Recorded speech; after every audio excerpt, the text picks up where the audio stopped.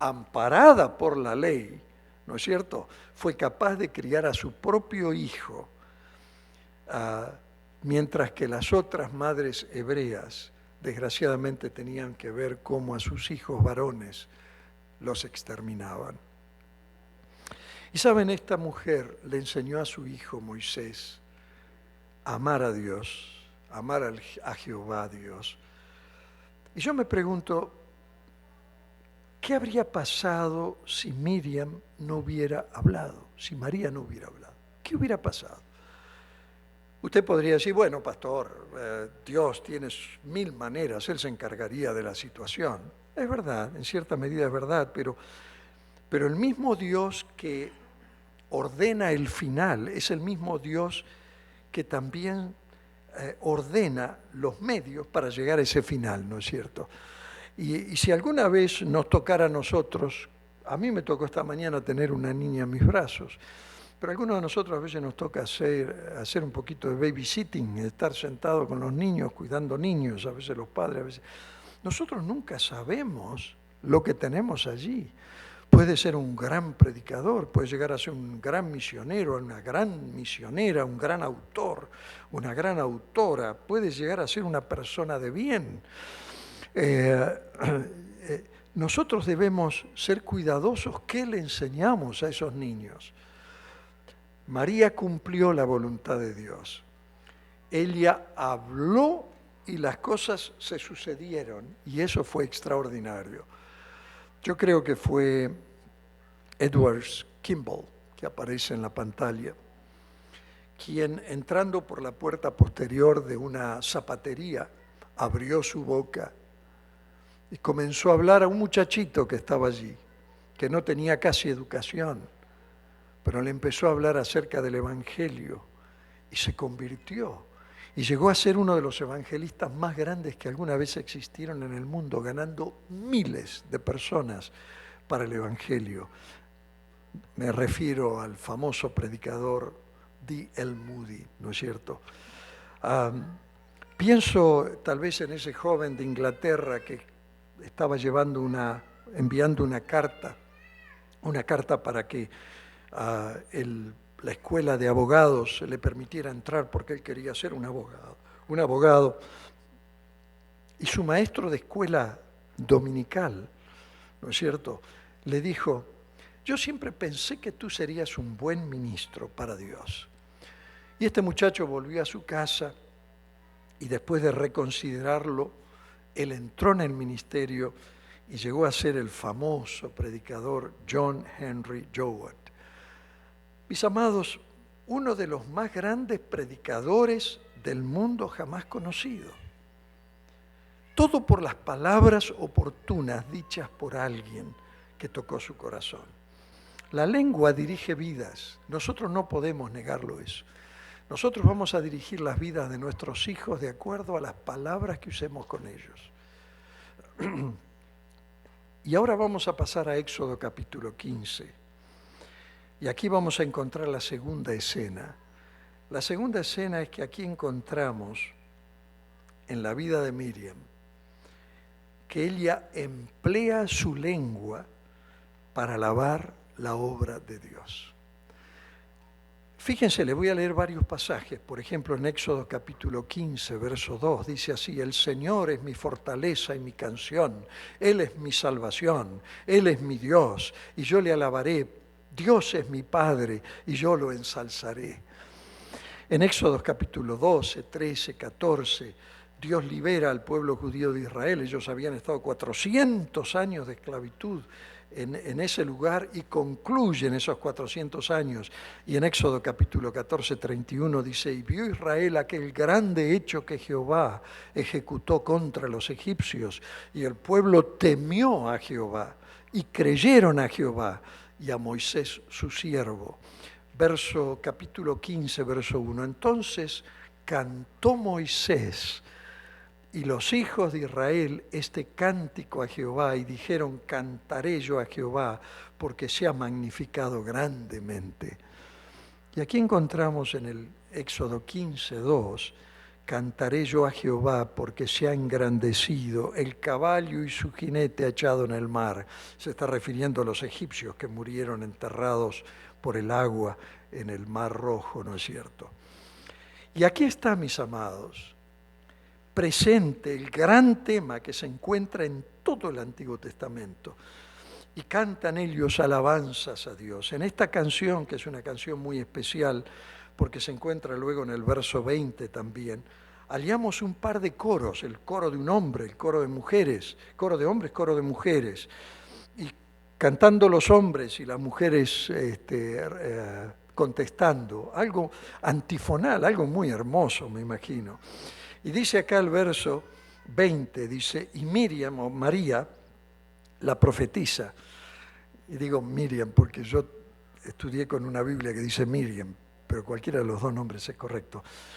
Y María la profetisa, hermana de Aarón, tomó un pandero, una pandereta, ¿no es cierto?, en su mano. Y todas las mujeres salieron en pos de ella con panderos y danzas.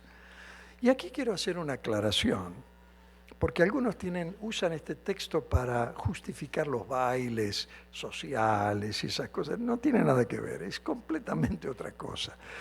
Estas son danzas al Señor, danzas de alegría, donde uno danza alabando a Dios, que no tiene nada que ver con las danzas que nosotros conocemos, esos bailes con músicas populares, ¿no es cierto?, que hablan de tantas cosas que no condicen. Me imagino que esos bailes se parecen más a los bailes que hubo cuando estaban alabando al Baal allí en Sinaí. Nosotros como iglesia no creemos que debemos estar en bailes, porque no es el lugar para un cristiano. Pero aquí dice claramente lo siguiente, que ella salió cantando y alabando a Dios. Mis amados, María le respondía en ese canto antifonal, ¿no es cierto?, a los hombres que cantaban y las mujeres respondían. ¿Y saben una cosa? Satanás, que fue el director del coro, el primer director de coros que alguna vez existió, ¿no es cierto?, odia la música de alabanza a Dios, la odia de verdad, odia la alabanza. Si nosotros deseamos derrotar a Satanás, comencemos a alabar a Dios, darle alabanza a Dios. Si deseamos derrotar a Satanás, ese es el camino ideal para derrotarlo. Eso es lo que María justamente hizo. Por eso dije recién que la primera vez que nosotros encontramos a María, ella utilizó su lengua para cumplir la voluntad de Dios. Pero acá la segunda vez que nos encontramos con ella emplea su lengua para alabar y glorificar a Dios. Y todo el pueblo se maravilló con las maravillas que había hecho Dios. Y su alabanza, dice el texto que leímos, fue a Dios, fue al Señor, no fue a Moisés, sino que fue al Señor. Y es curioso porque en estos versículos nosotros encontramos 45 veces se menciona el Señor, el Señor. Aquí yo creo que algunos de los problemas que nosotros tenemos con mucha de la música moderna, ¿no es cierto?, que se cantan en las iglesias, es que no habla lo suficiente acerca del Señor. Yo a veces miro algunos programas religiosos por televisión y les puedo asegurar que son canciones muy románticas, muy lindas, pero solamente hablan del yo y de lo que yo pasé y de lo que yo solía ser y de lo que ahora yo soy, y siempre yo. Hay un exceso de este tipo de experiencia espiritual y experiencia musical que está centrada en nosotros.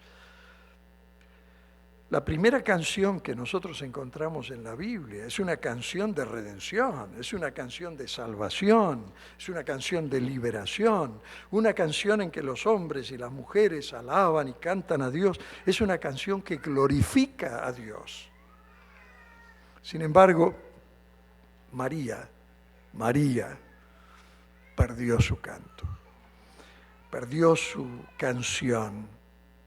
Qué tragedia, ¿no es cierto? Yo quiero llevarlos ahora para la tercera escena, al libro de Números, capítulo 12. Y yo les voy a leer este capítulo. Es un capítulo triste, es un capítulo que ojalá no estuviera en la Biblia. Pero de todas las peleas que puedan existir en la vida, las peleas más terribles son las peleas familiares. Y de todas las peleas o disputas familiares, tal vez las peores, diría yo, son las peleas que tienen que ver con disputas religiosas, ¿no es cierto? En Éxodo capítulo 2, nosotros vemos a María que está empleando su lengua para cumplir con la voluntad del Señor. En Éxodo capítulo 15 nos encontramos a María que utiliza su lengua para alabar a Dios. Pero acá en Números capítulo 12, nosotros encontramos a María que emplea su lengua para criticar a los obreros de Dios. Déjenmelo leer. Números capítulo 12, ustedes lo van a tener en la pantalla. Moisés había tomado por esposa a una egipcia, una cushita. Los cushitas eran una de las razas africanas. Así que María y Aarón empezaron a murmurar contra Moisés por causa de su esposa, de ella. Decían, ¿acaso no ha hablado el Señor con otro que no sea Moisés? ¿No nos ha hablado también a nosotros? Y el Señor oyó sus murmuraciones. A propósito, Moisés era un hombre muy humilde, dice la Escritura, más humilde que cualquier otro sobre la tierra. De pronto el Señor les dijo a Moisés, Aarón y María, salgan los tres de la tienda de reunión. Y los tres salieron. Entonces el Señor descendió en una columna de nube y se detuvo a la entrada de la tienda. Llamó a Aarón y a Miriam. Y cuando ambos se acercaron, el Señor les dijo, escuchen lo que les voy a decir. Cuando un profeta del Señor se levanta entre ustedes, yo le hablo en visiones y me revelo a él en sueños. Pero esto no ocurre así con mi siervo Moisés, porque en toda mi casa él es mi hombre de confianza. Con él hablo cara a cara, claramente y sin enigmas. Él contempla la imagen del Señor. ¡Qué precioso! ¿Cómo se atreven ustedes, dice Dios, a murmurar contra mi siervo Moisés? Entonces la ira del Señor se encendió contra ellos y el Señor se marchó. Tan pronto como la nube se apartó de la tienda, a Miriam se le puso la piel blanca como la nieve. Cuando Aarón se volvió hacia ella, vio que tenía una enfermedad infecciosa, tenía lepra. Entonces le dijo a Moisés, te suplico, mi Señor, que no nos tomes en cuenta este pecado que neciamente hemos cometido. No la dejes como un abortivo que sale del vientre de su madre con el cuerpo medio deshecho. Moisés le rogó al Señor, oh Dios, te ruego que la sanes. Y el Señor le respondió a Moisés, si su padre le hubiera escupido el rostro, ¿no habría durado su humillación 7 días? Que se le confine por 7 días fuera del campamento y después de eso será readmitida. Así que María quedó confinada 7 días fuera del campamento y el pueblo no se puso en marcha hasta que ella se reintegró. ¿Saben? Esta es qué historia, ¿no es cierto? Qué historia. Cuando la gente critica,